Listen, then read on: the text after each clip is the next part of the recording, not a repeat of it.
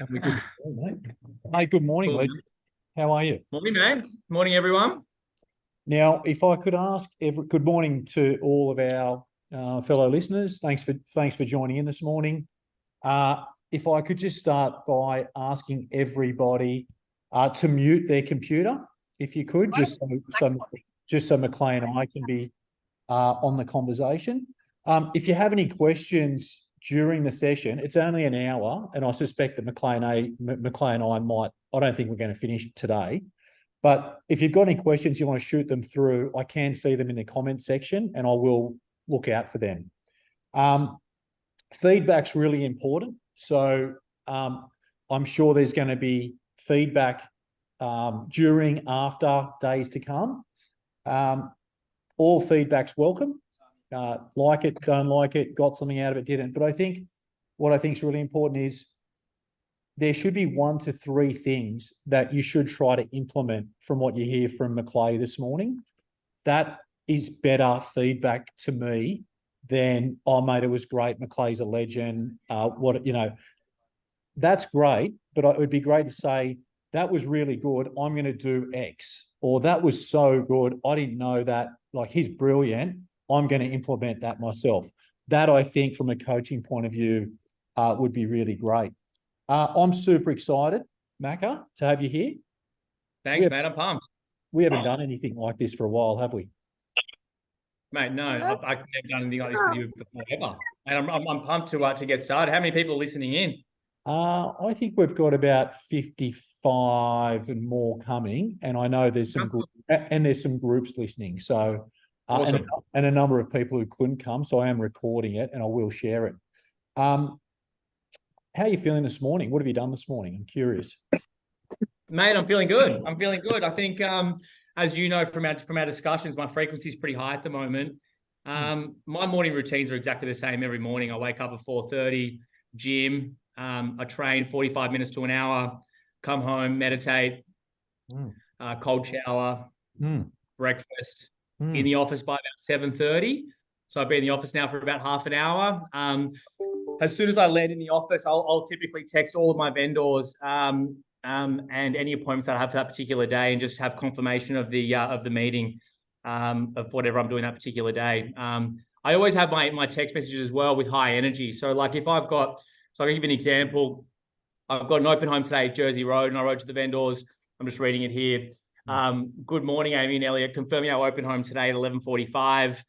Really pumped for today. I've got a good feeling we'll meet our buyer today, and put a little sun emoji, and then signed off. So like stuff like that, I think every morning I just put out good energy out to all my vendors and all my meetings for the day. So yeah, that's been my day so far. So just on that, and maybe we're getting ahead of where we want to go, but you're saying you'll think of your current vendors and you'll start communicating with them early when you're in a good state of mind, to let them know you're thinking about them. Yeah, exactly. So like I'll write out my goals as soon as I get to the office, and part of like what I want to achieve that day, that's call sessions, tasks, etc. I'll text every single person that I'm meeting that particular day. So before 8 a.m. every single morning, anyone that I'm meeting that day, whether it's a buyer appointment, whether it's a vendor, whether it's a listing meeting, whether it's an open home, they'll always get a text message from me first thing in the morning. Good man. You know, mate, I feel, if we go back a step, I feel very lucky to have you here, because you've been doing so many good things. I thought we'd probably start with a bit of history. Guys, if you could just mute your phones, please, and potentially your videos, that would be great, just while Maclay and I are on. I feel really lucky to have you here, mate, because you've been doing so many good things. You do turn back. People have asked you to do some industry conversations and podcasts and things. You've knocked them back. Why have you knocked them back?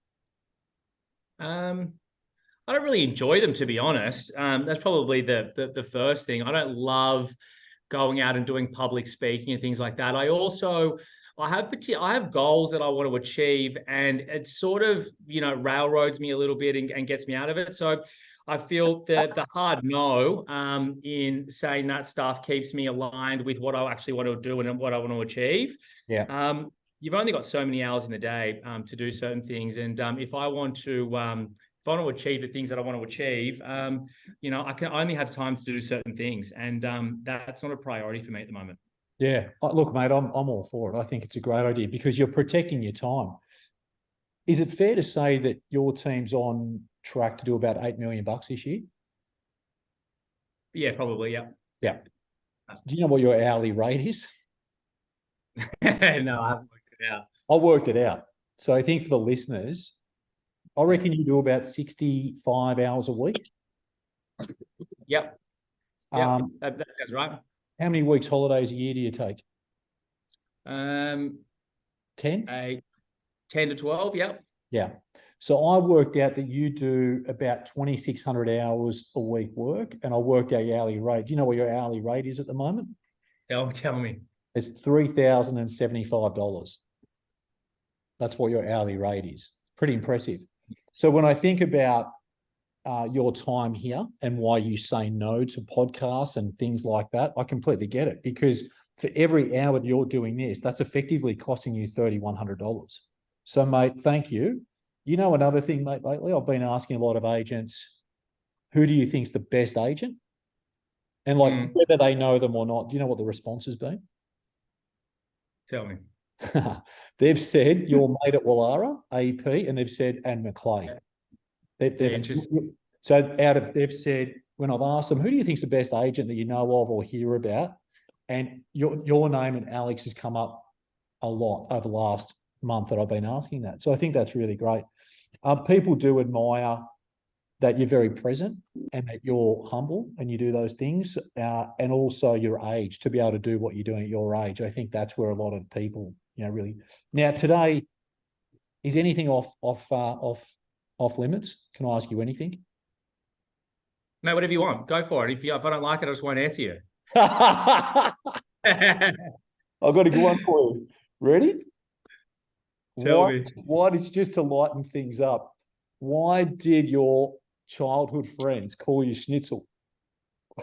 Like, you know what? I actually can't answer that because for no other reason, but I had probably 6 different nicknames when I was growing up. I think anyone who grew up or lived in Cronulla had multiple nicknames, and that was just one of them. I've got no idea. Can you believe I brought that up now? Yeah. Thanks, mate, for bringing that up. I know. You've had Mac Attack, you've had ML, you've had Mackie, ML, obviously, Macca, and then I remembered Schnitzel. How would you describe our relationship over the years? Just for the listeners, because some people know that you worked at PW, some people know that we were friends and everything, but just for everybody, just for the next hour, just so they get a taste of how would you describe our relationship, mate? Well, mate, firstly, you're the one that brought me into the industry. So without you, I don't know whether I'd actually be in real estate or whether I definitely wouldn't be sitting here today. That's for sure. But our relationship started off as a really solid friendship. We met, obviously, I think a lot of people know the story. We met at a dance festival up in Queensland. You gave me a job not long after. Actually, I worked in work experience with you for 2 Saturdays, if you remember. I got a job straight after that with you in leasing. I was there for 3 years, but during that leasing period, from a business perspective, we weren't very close, but from a friendship perspective, we were very, very close back then. So it started off with a really good friendship foundation, and then that grew and molded into a really good mentorship, good tutelage over the years, and then mate, the friendship just grew and grew, and now we're here today. Yeah, thanks, mate. I mean, look, I think you had an incredible journey, and I thought, I think we've had a very fruitful journey, both of us. I mean, I appreciate what you're saying and what I've done for you, and you've also done a lot for me. So I think, Nice kind of you, mate. You've done everything for me. As I said, I don't think I'd be here today if it wasn't for you, Shannon, Will, and everyone in my corner over the many years of my tenure at BW. Yeah, you're a legend, mate. Well done. Hey, mate, just a couple of quick ones for you. What's the best thing that's happened to you the last month? I love asking people that, just to see what their wins are. The best thing that happened to me last month. of last month? What do you reckon if you had to Mate, say? I think I went on a trip overseas for a couple of weeks. And as soon as I got back into routine, and it was probably the quickest bounce back into routine I've had from any break. And I probably put that down to you encouraging that sort of alcohol-free lifestyle at the start of the year. The day I landed in Sydney, I haven't had a drink since then. I was back in routine straight away. My sleep patterns got back into routine very, very quickly. And I think my frequency just went up. And I feel like I had a really good frequency within a week of returning, which, leads into good business, leads into good energy. And that's probably been the best thing that's happened to me over the past, month or 6 weeks. Yeah, well done. Yeah, so what you're saying is before, when you go on breaks, you'd come back almost feeling like you needed another holiday. But this time it was a different type of break where you actually came back energized, fresh, with clarity, and you hit the ground running. Is that fair?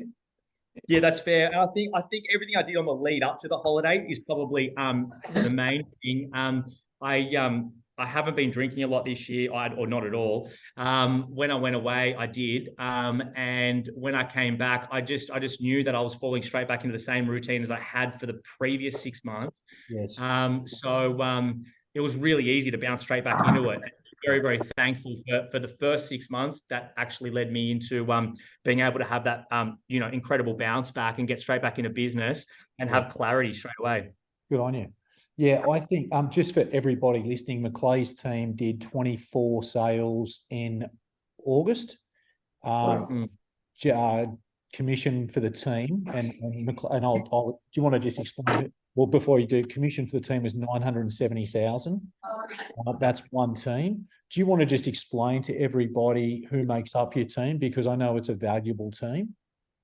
Yeah, cool. So we've got Siobhan, who's probably our team manager. So she handles everything from speaking to the vendors, getting all the listings ready for sale, all the admin, all the back end. She also supports the team in getting everything set up. So Siobhan's literally that foundation there.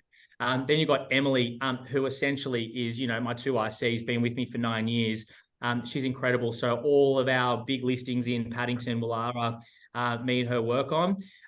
She's a valuable part of the team, just because I'm able to give her listings and know that if I didn't even get involved in doing any callbacks, if I don't get involved in doing any open homes, I know that it's covered. If Emily comes to me and says, the best offer we're going to get right now is 5 million, there's no more, I know I can comfortably go to my vendor and, have that tough conversation with them. So just time out. Just time out. So Emily's like a team manager. She's been with you the longest. You've got a great dynamic, and you can pretty much allow her to do a lot of the back end and doing the front face as well with buyers and sellers, which is good. Who else is in? Yeah, exactly. Then you've got Zach. Zach forms a very similar role to Emily. He runs a lot of our listings as well. He also behaves a lot like an agent. He goes out and lists himself as well. He brings in a few listings a month. He's doing really well. Then you've got Sam, who also behaves like his own agent as well. So in the team, essentially, you've got Zach, Sam, and Emily all behaving as, in any other environment or any other team they would be high performing agents, essentially. Yeah. And then you've got Marcus, who we've just put on, who sits and supports Siobhan and Emily in whatever they need for now. Yes. He's going to be in that role for the next 6 months, and I'm really excited to push him out and get him to perform as an agent as well within the team. Got you. Very good. That makes a lot of sense. What would be your biggest challenge right now? And sorry, just for everybody, I wanted to just give you some color about Maclay, where he's at, who his team is, our relationship, where he's at now. And then I really want to go back, Maclay, to the earlier years, because I don't think a lot of people, when you're doing 24 deals and you're a director at BW and you're one of the top agents in the country, I don't think there's a lot that we can take away from that, a lot of people now, because they're simply not at that level. So I want to go back after we get through this introduction period and then go back, because I'm really curious about that first 5 or 7 years when, the early days. But just getting back to it, when's your biggest, what would you say is your biggest challenge?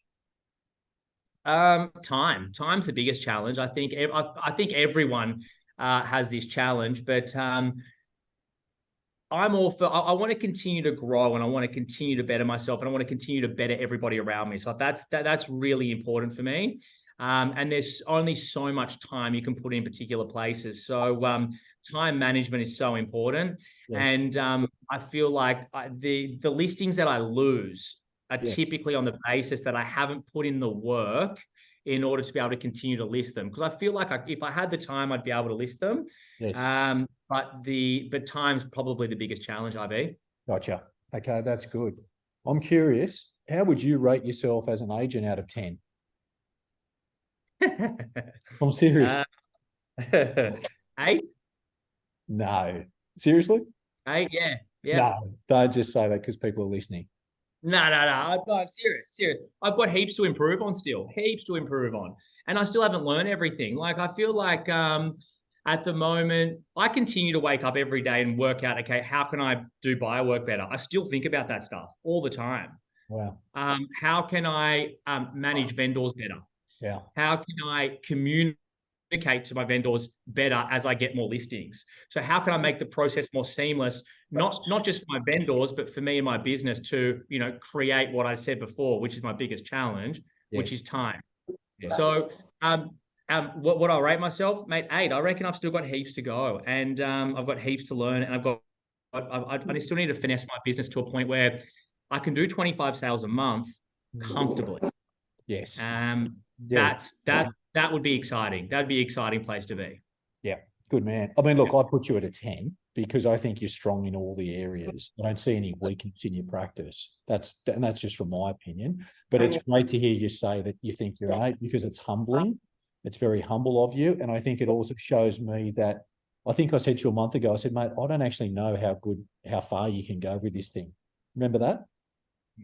Yeah, just on that, you said you rate me a 10, and a lot of people look at maybe me, or they might look at Alex Phillips, or any other top performing real estate agents and go, far out, God, they do it easy, or they say, geez, he's really good at what he does, but I've got flaws like everybody else, and I have challenges like everybody else, and I've got to put out fires every single day like everybody else. I think what's most important for me to probably put out there today is everyone's got to understand that I go through hard times in real estate. Offers don't go through, vendors don't meet the market, buyers don't want to pay what you want to pay, and there's always challenges out there. So it's not actually easy. It looks easier because I put in more work and I put in more time, so it actually makes it look easier.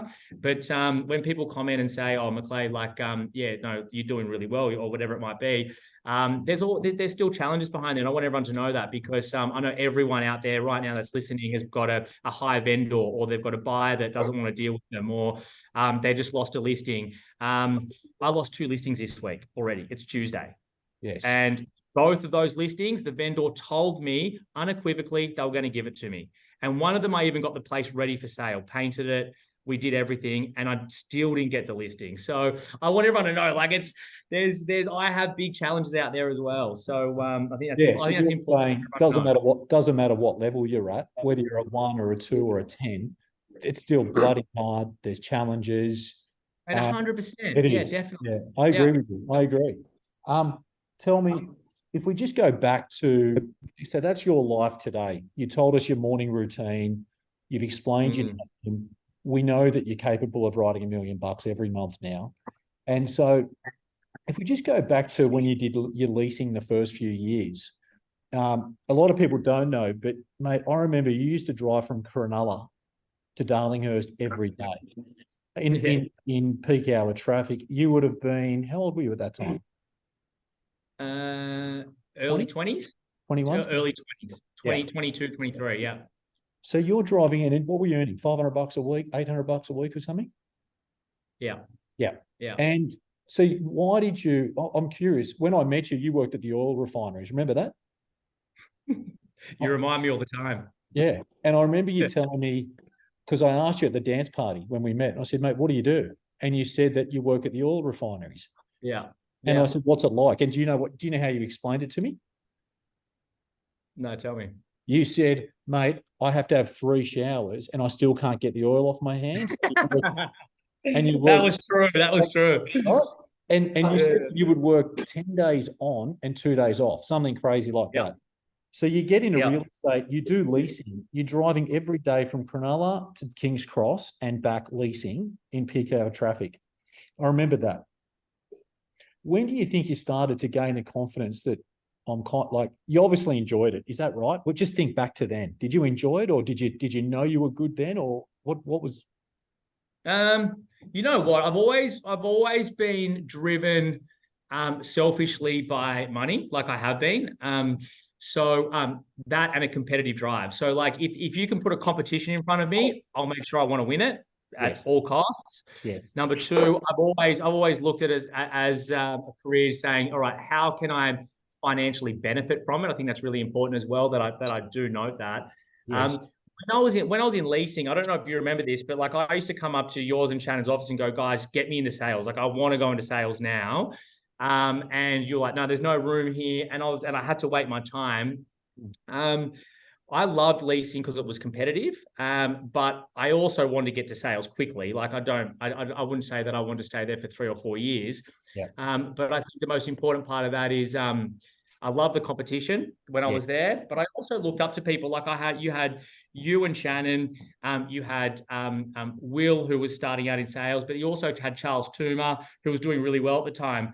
And I remember going, all right, if I can just get through these tough years, and if I can slug this out, there's light at the end of the tunnel. And there was some guys earning some really good money up in sales at the time. You, Charles. And I was like, I can do that. Like, why can't I do it? And it was hard. Every day was so hard. Sorry, whoever's just logged on, can you please mute your phone? Yeah, so just getting back to that, thanks, mate. I find this interesting because you and I haven't really gone back and spoken about this for a while. So you're doing the leasing, you're competitive, you want to get into sales. What were the skills that you learned as a leasing agent that are important for your sales? Communication with potential tenants. There was also a competition we had within the leasing, which actually helped me develop a lot, which was one of the guys implemented a commission-based structure where if you leased a certain amount of properties, you'd hit a commission threshold. If you did that for 2 months in a row, that commission would then double. If you did it for 3 months in a row, your commission would triple. And the threshold was 30 properties leased in a month, and no one had actually done that ever before. So they set the threshold really high. The first, I'm not sure if you remember this, but the first month I hit the 30. Second month I worked back, I hit the 30 again and started leasing everyone else's properties. And the third month I did exactly the same thing. And you came down and said, mate, we got to get rid of this commission structure. Maclay just made more money than some of the sales guys. Yeah. That was the last of that commission structure. But that gave me that competitive drive. And also what it allowed me to do is I qualified people who were looking to lease other properties and showed them or matched them up with another leasing property so I could hit those thresholds. Yes. And that's exactly what agents should be doing in terms of buy work. So pause. So you're saying one of the key skills was communicating with tenants and negotiating leases and whatever, but also your ability to meet tenants and qualify them and tell them what you had coming up. That was an early skill you learnt there, right? Exactly. Okay. And that was driven by the competition of, number one, beating the other leasing agents, which is what I really wanted to do at the time. Yes. And number two, there was a money incentive at the end of it. And once that was put in place and I could see that, and then that actually crystallized for me after that, that really sparked the fire for me. Good man. Okay. You then go into sales.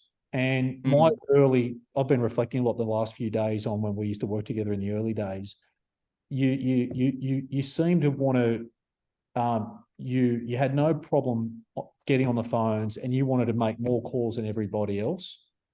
And that was when you had no traction. So everybody listening, no one knew who Maclay was back then. Obviously we did, we worked with him. He was fairly junior in sales, but he was making more calls than everybody else. And that was, you were making just as many calls as probably as I was at the time. We were maybe more than us at that time. And they were the early days. So just tell me about that. What were those calls you were doing when you first got into sales? Do you remember? Yeah, I do. It was instilled in us from the start. You need to work with buyers. You need to work with buyers. So all I really did for the first 2 years was just call buyers. That's all I really did. And I remember you saying to me at that time, you said around that time, you said you want to be the number one agent in Paddington, which I was like, yeah, whatever. Right? I didn't believe. I was like, good luck. We've got 5% market share, right? So you've then identified that early on, and at that time there were agents who'd been in Paddington for 20 years. And did you specifically start looking after buyers in Paddo early on, even though we didn't have that many listings? Yes, I'm going to go back 2 steps. When I actually identified that, I was in leasing and I pulled out the Wentworth Courier. That was when people in Paddington, there was James Dack and Ben Collier. They used to advertise in the Wentworth Courier. And I was in leasing and I opened up the Wentworth Courier and I looked and they had 10 full pages of these amazing Paddington listings. And I was like, that's the area I want to sell in. I said, I'm going to dominate that area because that means I can have 10 pages in this Wentworth Courier and have all these beautiful listings. And I was like, that's what really excited me. So then if you then fast forward, I go into sales, started trying to work my way through it a little bit like everyone does.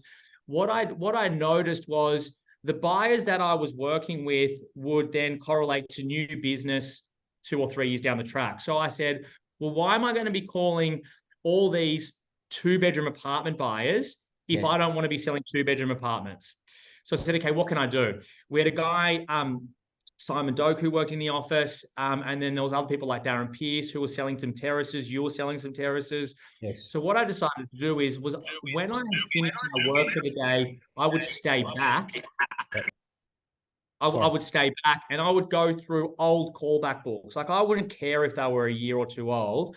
I would call those old callback books and work out my intention of those call sessions were identify if someone had already bought, so I can add them to my database.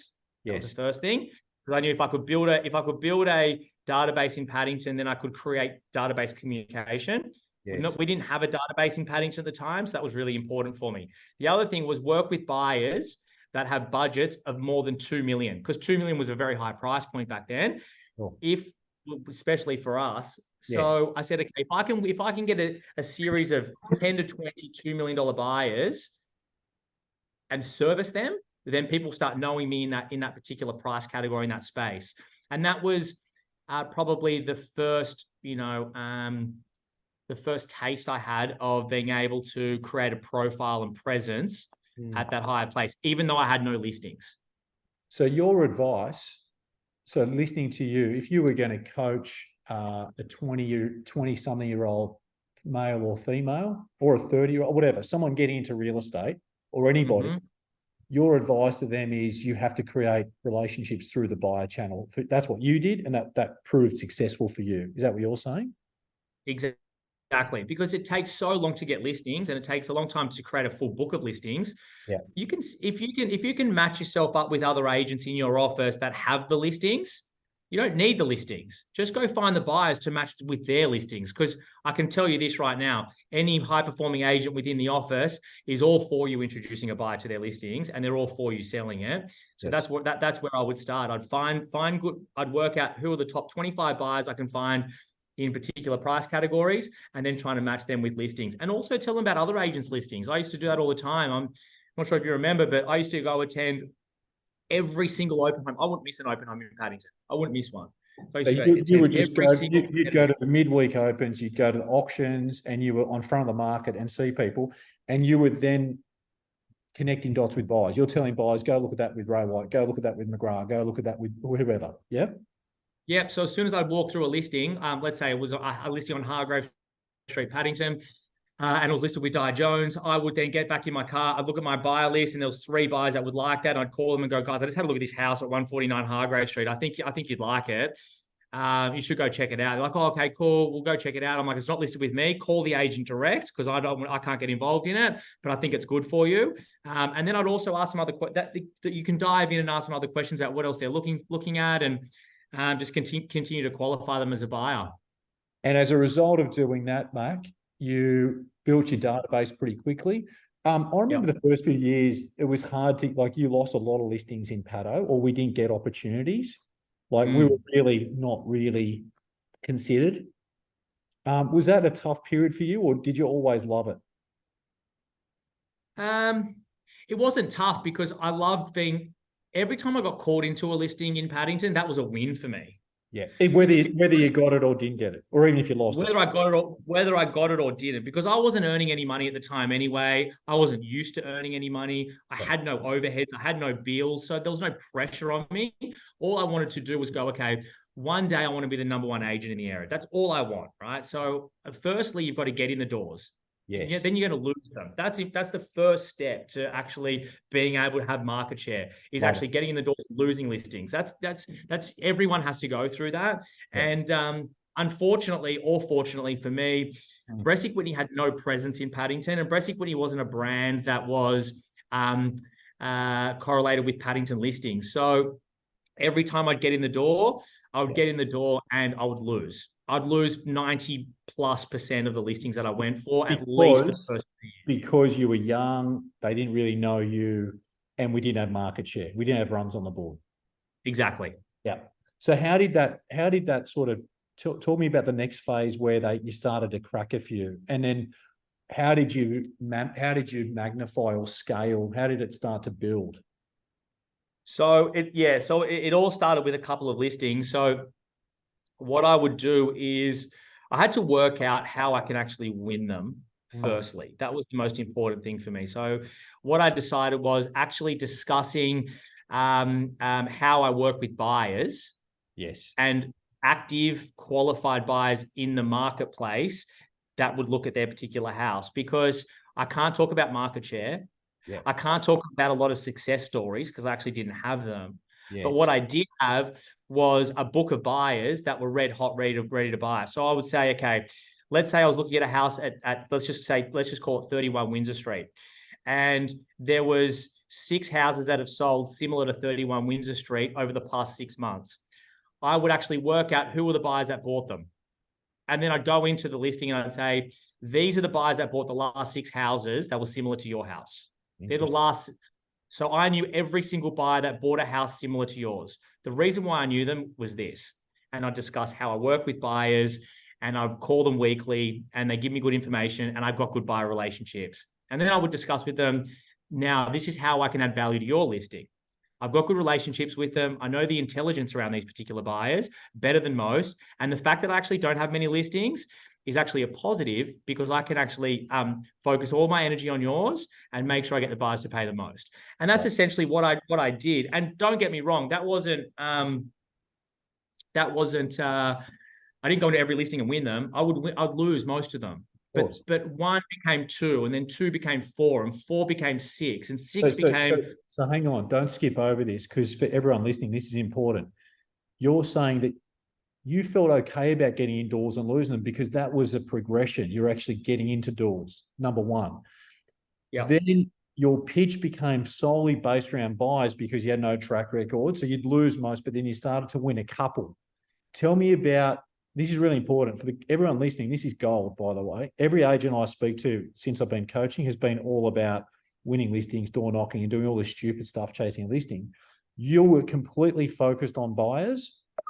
How many years, actually, if I just go back, how many years do you think someone, if they said, I just listened to Maclay's webinar, okay, I've got this now, I'm going to go focus on buyers like he did.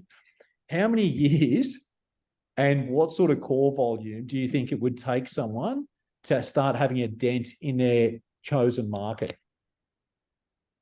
4 to 5 years. Okay. So you're saying to actually get some market share. Yeah. Okay, so from decision time to then working buyers to getting out there, go and look at all the stock with other agents, telling buyers about other agents, finally getting indoors. You're saying 4 to 5 years before you start to see a reward, or that you start to see the wheels really starting to move. Yeah. Yeah, definitely. So then you've listed a couple. How did you then start getting more and more? What were you doing with these listings? Is it that you were now selling them? There was more social proof. You're obviously emailing your database. You're doing just listed, just sold calls, and you're meeting more buyers. So it was like a snowball. It just kept to build. Is that basically what happened? Yeah, like the way I see real estate's a compounding game, right? So the more listings you can get, the more you can compound from there. So I'll give you an example. I have one listing. Every single open home, I qualify every single person that comes through. There's 3 things you want. So you emailed me during the week, said, let's talk about prospecting while we're in here. I'm gonna tie this in very quickly. The most important prospecting task you can do is not calling your hot list. It's not calling your buyers. It's not doing all that stuff. The number one prospecting activity, in my view, is qualification at open homes and qualification at incoming calls. So you've got a listing, right? You've got a listing, and you know what a lot of people seem to go to their listing, or they send their assistant to an open home and they stay back in the office and do hot list calls. Yes. The best thing you can do is be present at an open home and qualify every single buyer that comes through, because your next listing is likely going to walk through the door. What you want to identify is there's 3 different people that are coming through that you can utilize that are coming through your open homes. You've got, are they an active buyer? Have they bid or made offers on anything in the marketplace? And should I be working with them? That's the first thing. The second thing is, are they a potential seller? Now, are they an immediate potential seller, or are they a potential seller in the next 6 to 12 months? Because there's 2 different pipelines you can put them on. The third one is, are they just local owner? And am I adding them to my database for future database communication to future-proof my business? They're the 3 things you want to do. Now, they're the 3 categories that you'll place them in when you're qualifying. They're an owner, they're a potential seller, or they're a buyer, or they're just walking past, so you forget about them. Exactly. And that also needs to happen for any phone call that comes in. So if someone calls you about and they say, oh, Maclay, how I'm just inquiring about 31 Windsor Street. What's the buyer's guide? And you go, oh, it's 3.5. You know how many agents I hear go, thank you, hang up the phone? Like, there is likely a potential seller on the other end of that phone.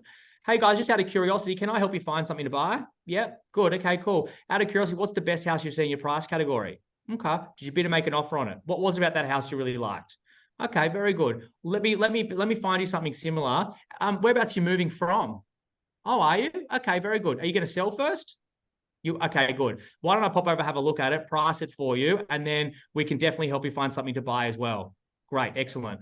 That's how easy it is. As long as you're qualifying all incoming people to your open home, incoming calls. If you qualify every single person and you've got some market share, you likely don't even need a prospect. I'm not saying don't prospect, by the way, but I'm saying you probably don't really need to, because everything is incoming. You've just got to make sure that you are qualifying. Yeah, sorry to jump in. So for everyone listening, if you've got multiple listings, what Maclay's saying is, if you've got multiple listings, if you're managing 5, 6 listings or more, there's so much that you could squeeze the lemon on all of them that will then provide more. But at the same time, if you're listening in, you're an agent who's got no to 3 listings at the moment, you go back to what Maclay spoke earlier, which is the buyer side. So to keep building on that. So I think that's really good, Mac. Hey, mate, just a quick one. When did you, and I think I asked you this before, when did you start to feel really confident as an agent? Like, I'm just curious about that.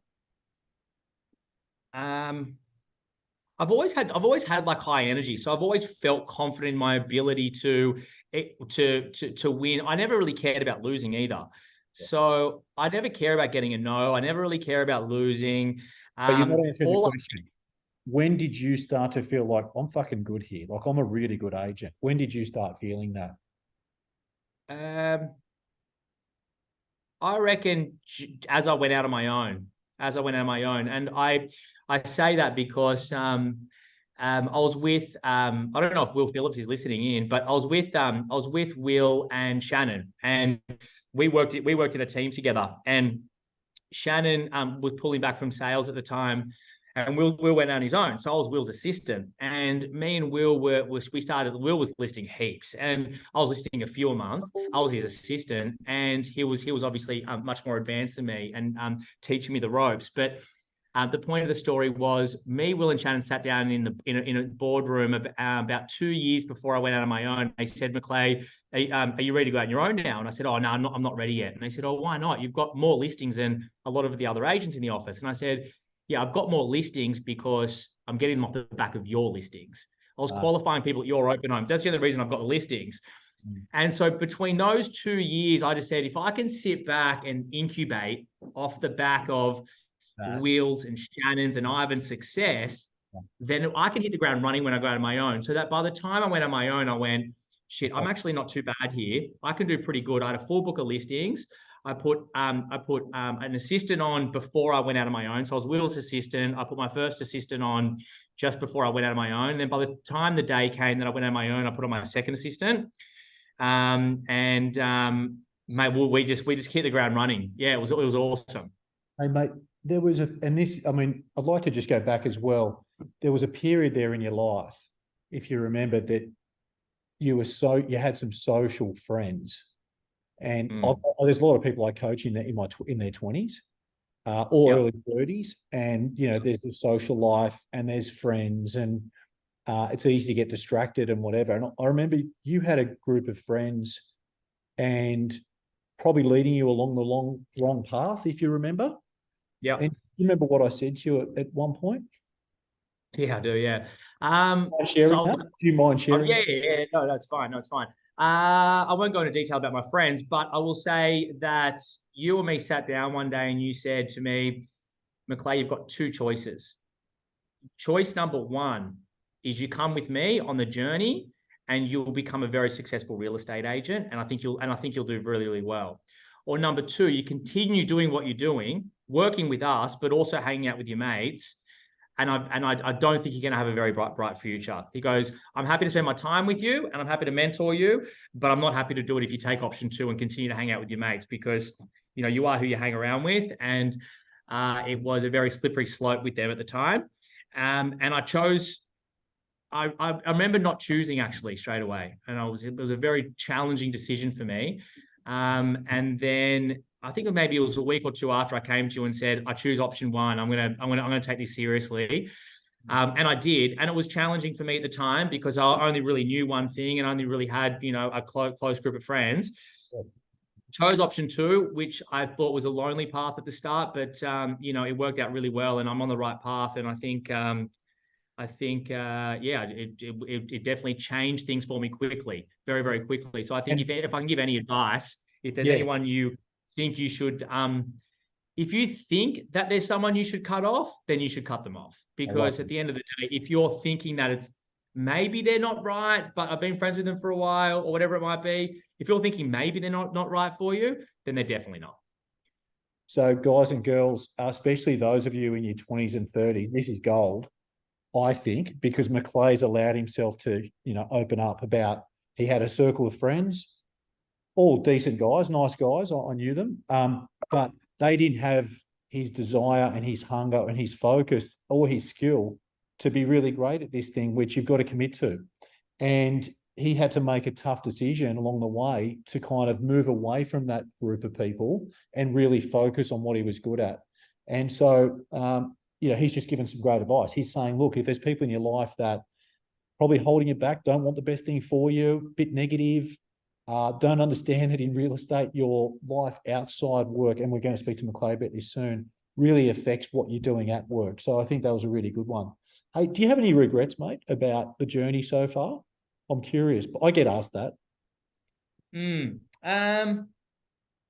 No, I don't really. I don't. I think I'm exactly where I need to be. I remember on my last birthday, and everyone sort of goes, "Oh, I'm getting a year old," or whatever. And I was like, I'm actually further advanced than I thought I would be at this age anyway. So I'm actually pretty happy with where I'm at for this age. So I don't have any regrets. There's been turbulence along the way, like everybody in life. But mate, all you got to do is try and learn from it and, move forward, have a positive outlook. I always talk about bounce back. So bounce back from a lost listing, bounce back from something in your personal life.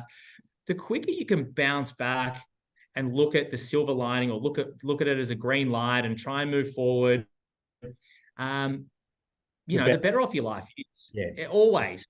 And I always try and look at that. I always try and, you've got to digest what's happened, whether it's a lost listing or whatever it might be. But at the end of the day, the quicker you can bounce back, have a positive outlook on life, be grateful for everything you have, then, life's good, man. Like everything's fine. If you got your health, you're happy, who cares? Yes. And you've always had a great energy and attitude. I'll give you that. Not everybody can maintain that energy and attitude that you have naturally, but I think we can all take something from what you're saying. Just quickly, there were times I think that you used to cut some corners. And, you know, why are you smiling? Oh man, the amount of times you pulled me in the boardroom about cutting corners. But I think this is interesting because you wanted to get places quickly. You understood speed, you were competitive, and you wanted to achieve. But you cut corners. It feels that these days, you know, your practice is really well rounded and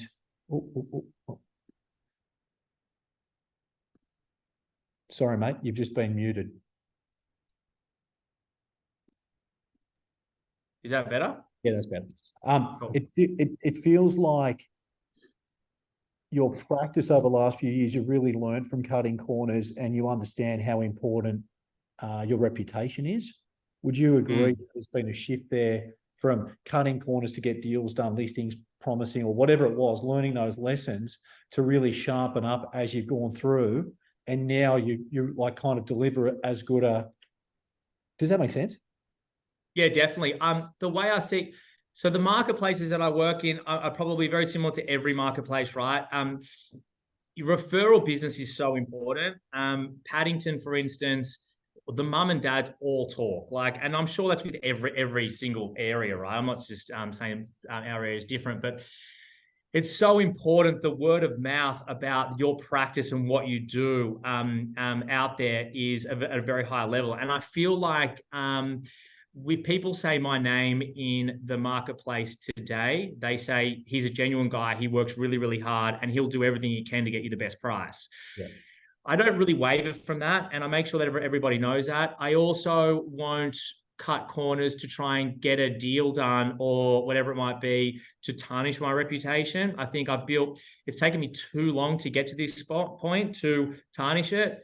And I'm not going to carry around a vendor's baggage or have them on my back and get forced to, do something that I don't want to do in order to, that could potentially tarnish the reputation. So I just think your reputation, your name, in any marketplace is the most important thing you can have in real estate. And you have to make sure that you protect it at all costs. Yeah, I love it. And I'm glad we spoke about that because you did that, you did this, you're always sort of on that journey, but it feels like you really value the reputation. So it's good to hear that from you. Well, I've got a couple of questions from a few people, if that's all right. Just two. Is that okay? Yeah, go for it. Yeah. You know how you opened and you said you lost a listing this week, but you actually prepared the house and everything? Yeah. That's a tough one. What was the lesson in that? Curious. I've made it not working hard enough. That's all it is. I wasn't good enough. You dropped the ball. You dropped the ball with the vendor. Is that what you're saying? Yeah. So I'll go back 2 steps and I'll show you where in the timeline I dropped the ball. So they were looking to buy. I was helping them. I was showing them through everything privately. I was speaking to them about other agents' listings. They had something to sell, so they were a very high priority for me. And they bought. So what typically happens in my business when someone buys and they say they're going to give me the business, I actually take it off to Siobhan. That's Siobhan's business now until it's on the market, because I've got other things I want to do or prioritize. And what will typically happen is they'll get the agreement signed and then it's all good. The agreement signed, Siobhan can do it. I actually don't need to talk to the vendors. My issue there was the vendor said, I'm definitely going with you. I'll sign the agreement on Monday. And I took it on word value that they were going to sign the agreement on Monday. Over that weekend, I didn't call them. It was over about 5 days. I didn't call them because I usually wouldn't, because the agreement was signed and I didn't follow up. I should have followed the agreement up, but because I was busy, I didn't. And another agent swooped in and said, I've actually got buyers. I can show it off market now. Just give me 10-day agreement. That's all I want. Yeah. Or a 2-week agreement. How many times have you done that to somebody? Yeah. And I got rinsed. I got rinsed, and you'll never win that back. The vendor say, they've only got 2 weeks. Don't worry. It's like, yeah, but then in 10 days it's going to be on the market, and then 2 weeks after that's going to be sold, like next. But I think it's a lesson learned there. I should have called the vendors. I should have pumped them up, told them more. I've got buyers ready to go for their place. There was 20 things I could have done, and I didn't do it. So my fault. Good enough, and on to the next one. Yeah, if you're saying if you just stayed on it, it would have fallen in the bag, but you didn't.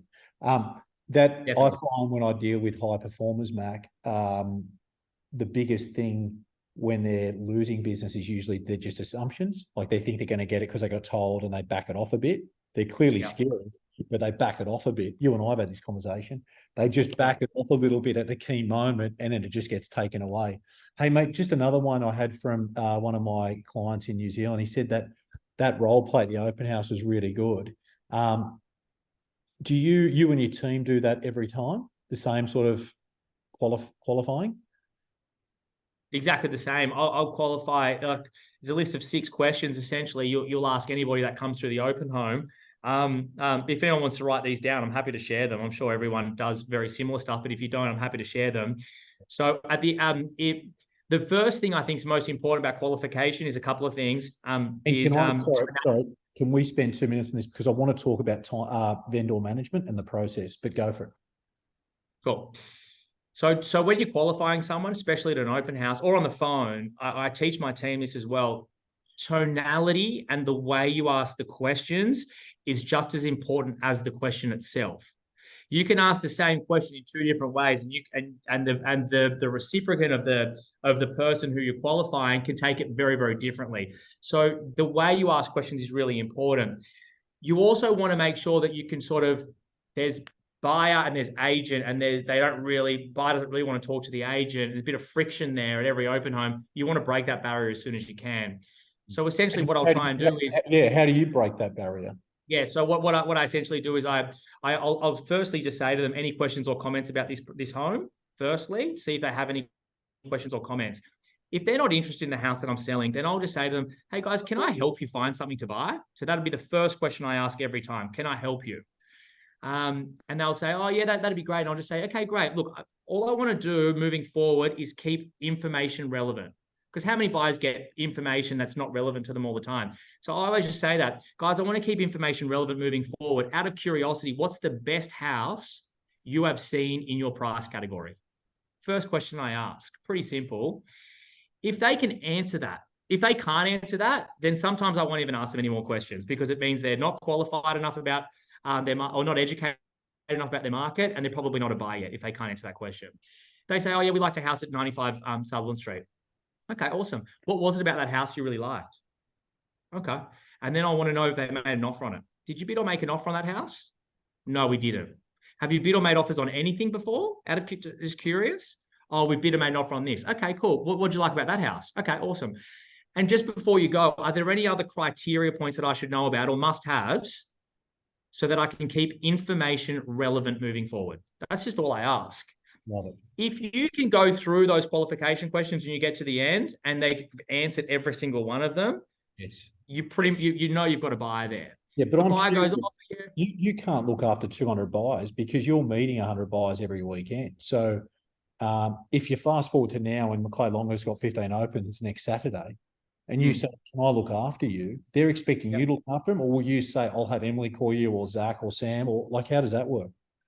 I'll only look after them if they're bid or made an offer on something. But but hang on, you personally? No. Sorry. Yeah, I'll break it down. So me personally, I'd have about 25 buyers on my books that I'll work with. 25 people only. There's not a lot, and most of them have something to sell. Okay, gotcha. So now at the stage that you're at in your career, you really can only look after 25, and they're typically ones who are going to sell. If they don't have anything to sell, or they're a $2 million buyer, then you're putting them in the hands of the team. Is that fair? Exactly. However, we have a team buyer list. And the team buyer list is if I qualify someone at an open home and they're a buyer and they don't really have anything to sell and they're sort of a buyer under 6 million, then I'll send it to Emily and I'll say, Emily, add to the team buyer list. All my 25 buyers are also on the team buyer list as well, which is really important. So if I list something at 5 million in Paddington, I'll email it out to the team and say, I've listed this for 5 million in Paddington. Anybody from the team can call the buyer list. Nobody owns a buyer. Yes. Anyone can jump on and they can call the buyer and go, Joe, we've just got this one coming up on Sutherland Street. Do you want to go look at it? And they introduce them. It's their introduction. Good man. And it incentivizes everybody to continue to work with the same buyers. And we work as a team moving forward to make sure every single buyer in the marketplace gets good communication. But I think just on... Go for it. I was going to say just on that, if you say you want to be looking after a good buyer list, I think 25 is a good number. 20 to 30 is a good number. I think once you get more than 30, you might have too many. And I think the most important thing is working with people that want to work with you. So, like, I'll give you an example. If you're calling a buyer and they're going, no, we didn't look at any houses this weekend, we're busy. And then the next weekend they do the same, scrap them. You don't want to work with them. If they're too busy 2 weekends in a row, guess what? They're not in buy mode. If you've got a buyer that's bid or made an offer on something, the one thing they're thinking about 24 hours of every single day of the week is what can I buy and what's coming up on the market. They can't wait for you to call them. If you've got 25 of those buyers, guess what? Buyer work becomes so enjoyable. And then you can actually, they wait for your call, you call them, you tell them about a property, they're thankful, you create a really good relationship with them. That's when buyer work starts becoming really enjoyable. Love it. I've got to move on because I'm conscious of time. We've probably got 3 minutes, but if it's okay, we might go an extra 5 because there's a couple of key questions I want to ask. Yeah, go for it. I don't mind, no problem. You know, one area I've seen you really progress in is this vendor management thing, which is a big issue or a big challenge for agents at the moment. There's a gap appearing with lots of agents and their properties, right? But I see you, like, I'll have a session with you at the start of the month and you've done 3 deals, and then I'll meet with you 2 weeks later and you've done 17. And some of them have only been on the market a few days. So what is this starting? Like, when you're dealing with vendors, is this from the listing? Are you setting them up to sell from the listing? Like, say someone says they want 5 to 5.5, and you in your gut think it's probably 4.5. How are you selling that 2 weeks later for 4.6? Okay, it's a good one. I'm not doing that with everyone, by the way. Oh. But I think but I guess that's what happens in the market, right? They want X and they end up with here. How do you do it so much quicker than everyone else that I know? Yeah, there's definitely layers to it, and there's multiple layers to it. So when I say to somebody, if I said to most agents, what's vendor management? They'll say, oh, we're trying to bring them down on price, or we send them reports every week, or something like that, something along those lines. That's typically what you hear, right? Vendor management, I feel like is there's quite a few layers to it. And the very first layer where vendor management actually starts is at the listing. That's actually where it starts. Explain that, please, if you could. So when you go into a listing, one thing as an agent, the hardest thing is you want to win the listing, but you don't want to overpromise them. And there's a very challenge and there's a fine line between there. But if you can go in there and be more, and you can educate that vendor around what their house is worth, you can actually set up to have you can bring your days on market down dramatically. But you need to spend more time in the listing appointment, and you need to be very, very educated around 2 things: market knowledge and buyers that are looking at that particular price point. Because if you can educate a vendor around what else is sold and why it's similar or why it's not similar to their home, and what buyers have bid or made offers on properties similar to their home and why they like them, if you can explain those really well and educate a vendor, then you can price it better. So that's probably the first layer to vendor management, is actually listing them correctly. Yes. I hear all the time that when I'm listing, I'm the lowest on the valuation all of the time, and I still win them.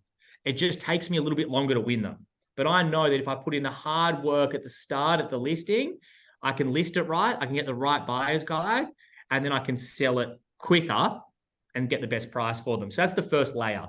The second layer, I reckon, is setting up to sell. So depending on how bad the market is, I don't really have time to sit down and, do face-to-face setup to sales with my clients, but I'll always call them and have a so-called setup to sell call. And that setup to sell call will discuss a couple of fine things. The promotion of their house. So how am I reaching out to every single buyer in the marketplace? So to give you an example, before any house goes on the market, I'll say to a vendor, I just want to explain to you how we're going to get every single buyer through your house. So the first thing is I'm going to call every single buyer that's bid or made an offer on a property that's similar to yours in the marketplace. So I'm going to physically call them. The second layer to that is I'm going to send a text message out to every single buyer that's come through an open home in a relevant price category. The third layer to that is I'm actually going to send an email out to every single buyer that's inquired on a property or come through an open home as well. And the fourth layer to that is I'm going to actually call or speak to every single buyer's agent in the local area. So you guys can know that by the time you go to bed on a Friday night before your first open home on a Saturday, every single buyer in the marketplace will know your house is on the market. Love it. That's just identifying to a vendor that you, as their representation, have done everything you possibly can. The second part to that is, so I'll say that. Then I'll say to them, I just want you to be aware of what's going to happen over the course of the next 4 weeks. You've got a four-week auction program. The first week, most of your buyers will come through. And if your best buyers don't come through the first week, they definitely make the second week. Because if you're a buyer in the market, you don't wait to the third week of a 4-week auction program to come through. So I think it's really important to note that your best buyer is going to come through week 1 and week 2. So I've emphasized that all the whole way through the campaign. Once I'm in week 2 of the program, I'll say, guys, this weekend's so important. This is really our last weekend. We've only been on the market for a week. And I'm like, this is our last weekend of actually meeting the buyer. Because it's important that if you've met your buyer on week 1 and week 2, you need to have your vendors in a position so they can make a decision by week 3. Yes. Not that you have to sell it by week 3, but they're educated enough to make a decision. So I have that set up to sell. And then the third part to it is, how are you going to communicate to your vendor? So I was speaking to Zach from my team about this the other day. Every single time I speak to my vendors, I say, I just want to let you understand how I'm going to communicate to you throughout the process. After the open home on a Saturday, you'll get a text message from me with the numbers that came through. That's after the open home. Yes. On the Monday, I'm going to go through first round of calls. On Tuesday, I'm going to go through second round of calls for people that I missed. By close of business Tuesday night, you'll receive a vendor report from me. And then on Wednesday, we'll schedule a call to go over the report. Okay. The reason I do that is I go back to time management. I don't want my vendors calling me at 12 o'clock on a Monday going, Maclay, where's an update? Or Tuesday. I don't actually speak to my vendors until Wednesday. I don't speak to them until Wednesday. I don't need to, because they know that I'm doing first round Monday, second round Tuesday.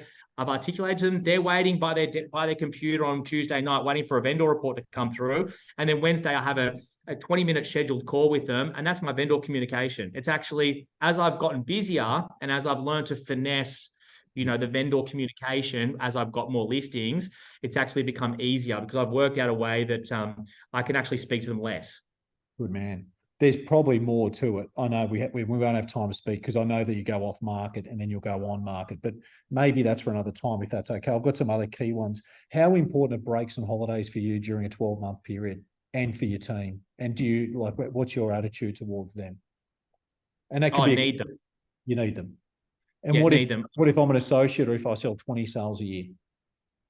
Oh, definitely. So one thing I probably wished I did better was actually having breaks throughout the year. I didn't do it because of a couple of reasons. Financially, I probably didn't have the money at the time for a lot of the things, but you don't need to have money to go on breaks. You can just take some time away from work. Yes. I probably wish I did that a little bit more. What I've decided I want to do now is I want to try and spend almost 3 months away from work every single year. And that might sound like a lot, but it's actually not. You can take 5 to 6 weeks off over Christmas comfortably.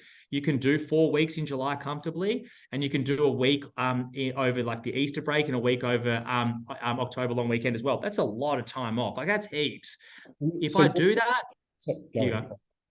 you go. I was going to say, if I do that, I know that when I'm here in the office, I'm working. I'm on. You're on. So you're saying even if you're at the start of your career, in the middle, doing 15 to 30 sales, or you're at the advanced level like you are, they're important. You need to revitalize, you need to refresh, and then come back. Yep. Mate, goals? Definitely. I think less breaks as you start, but as you get better and as you're devoting more of your time and your attention on your craft and perfecting it, you need to have the time off. You have to. And mate, I don't want to we've been going for 65 minutes. If people don't mind, I've got another 5 minutes if that's okay. I am recording it and I will share it with the breasting coaching community. This has been gold, by the way, mate. Thank you. Just another one. How important is having mentors, coaches in your life? Do you recommend it? What's your feeling there? What would you encourage young people or anyone? Sorry. Yeah, awesome. I coaches, mentors, so important. So I've got you as a coach for real estate. You keep me accountable in what I'm doing. You're a really good soundboard for me as well. You've been through everything that I'm actually currently going through, ups, downs, business questions that I might have. So you as a soundboard there has been instrumental for me over the past 2 years.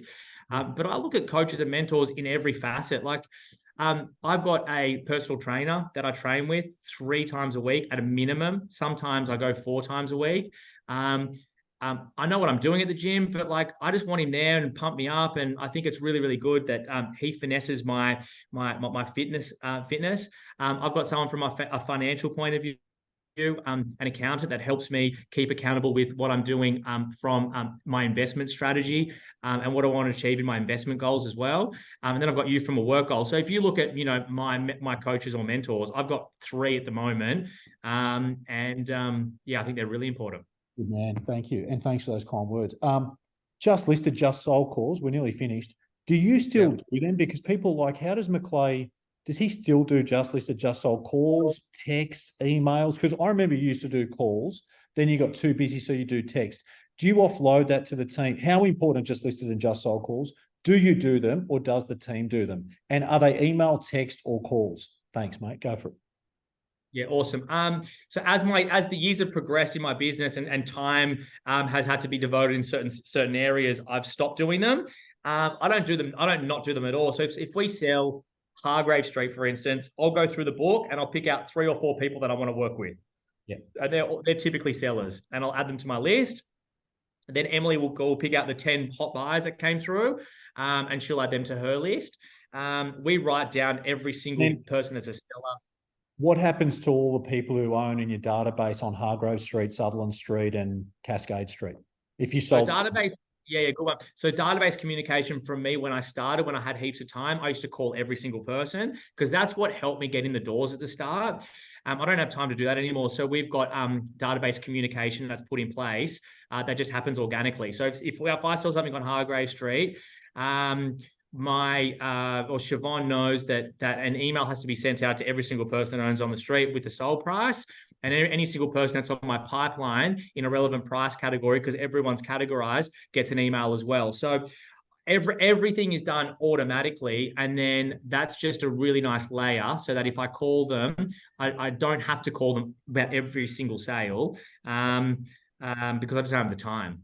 So what I take away from that is, if I'm not Maclay Longhurst and I've got 3 listings in Avalon or in Ryde, I've got time, and therefore if I list something, I should spend time doing just listed calls. And if I've only got 3 listings, I should spend time, if I've had an exchange, really trying to squeeze the lemon there. Yes. Yeah, so if let's go back to that analogy, right? So if I'm an Avalon agent, I've got 3 listings. What would I do? As soon as I listed it, the first thing I do is I call all the best buyers I can and invite them to the open home. That'd be the first thing I do. Second thing I do is I call everybody on the street and I invite them to the first open home. The third thing I do, this actually be the second probably, would be I'd call every single person in my pipeline that has a property in a relevant price category, invite them to the first open home. And then I would do the same thing. I'd make a list of all those people, and then when I sold it, I'd call all those people again. I remember you doing that too. And I'm glad that we've moved it away from you and thought about someone who's got 3 listings, because most people don't have 25 listings, mate.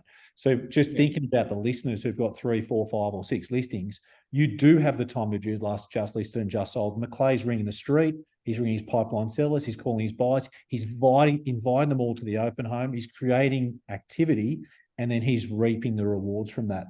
2 last questions, because I know how valuable your time is. Where do you think you'll be in 5 years from now? I don't think I've asked you. Oh, maybe we have spoken about this.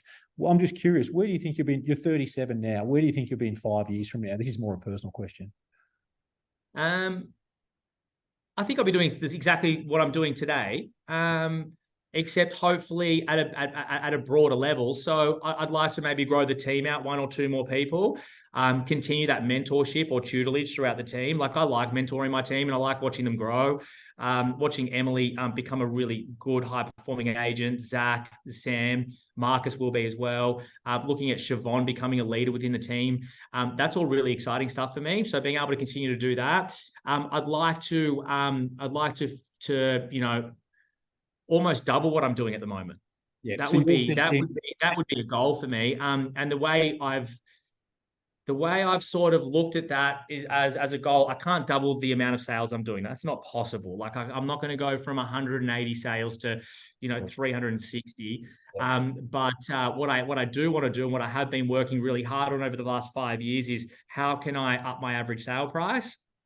And that's something that I've been working on for a long time, which is starting to people are starting to see the marketplace now, but it's taken me a long time to get there, and I want to continue to do that. So if I can up my average sale price significantly, then I don't have to do any more deals, but my GCI will hopefully, at least compound another 25% to, and that's why I think you're probably going to be the number one agent, because if you stay on this trajectory, at your age, and you're doing that volume and your average sale price goes up, I can't see how you won't be the highest revenue agent in the country. But mate, good luck. I really appreciate your time today. I know everybody has. We may do this again based on feedback and your time and availability. I like that you protect your time, and as a mentor, I'd say you should. So I'm very thankful for today. Mate, you make me better in what I do now. I don't know if you know that, but I'm always thinking, how can I retain Macca and others as a coach, as a mentor? I have to be better. It's a bit like if you've got a competitor in your market who's really strong, they make you better. You and others, I think about, how can I be better? How can I live better? What books can I read? Or what are the things I can do to stay on top of my game to make sure that you guys renew, you stay with me, you keep working with me, and keep on this journey. So you definitely make me better. I know you make your team better. Mate, thanks for your time today. Everyone, if you've got any feedback, please send it through. You can see that we tried to squeeze in as much as we could. We've been an hour and 10 minutes. I'm very thankful for Maclay, and everyone have a wonderful day. Mac, go for it, mate. Appreciate you. Thanks, IP Legend. Appreciate it. See you guys. Bye.